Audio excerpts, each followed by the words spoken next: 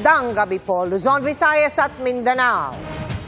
Napigilan ng tangka umanong pag-deregister o pag-alis ng 3 helicopter na konektado kay Zaldico sa rehistro ng mga aircraft sa Pilipinas. Sabi umano ng kaap kay DPWH Secretary Vince Dizon, ginawa yun dahil may planong ibenta ang air assets. Tiniyak ng kalihim na hahabulin ang lahat ng ari-arian ni Ko kahit hindi siya umuwi. Nakatutok si Dano Tingkungko.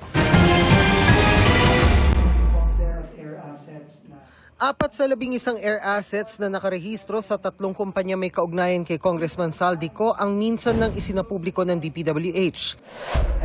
Ngayon, ibinunyag naman ni Public Works Secretary Vince Dizon na 3 helicopter ng mga kumpanyang konektado kay Ko ang tinangkang ipa-deregister, bagaman hindi malinaw kung pareho sa mga ipinakita noong air assets.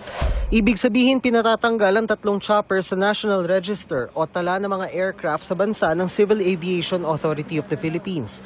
Ginagawa ito kung nawala, nasira o kung ibebenta at ililipat sa ibang may-ari o ibang bansa ang isang aircraft.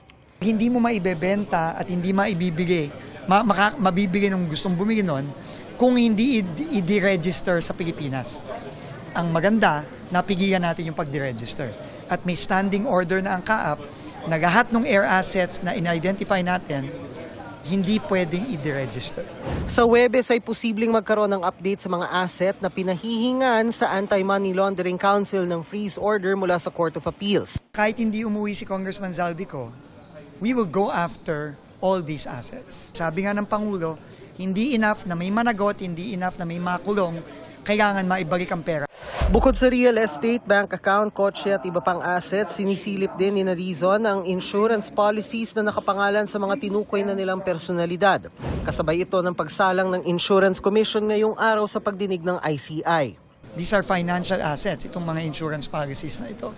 At yun, kailangan yan habulin. Kasi kailangan maibalik yung pera ng mga kababayan.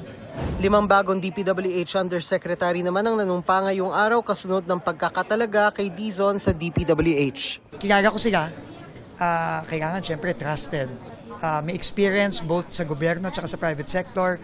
At kailangan din natin ng mga abogado, kamukha ni Undersecretary Bernabe at ni Undersecretary Torgano. Kailangan din natin nung sanay sa pag-iimbestiga tulad ni Undersecretary Bisnar. Na by the way, kaibigan ding matalik ni Mayor Benji at ni General Asurid. Para sa GMA Integrated News, Dano Tingkungko, nakatutok 24 oras.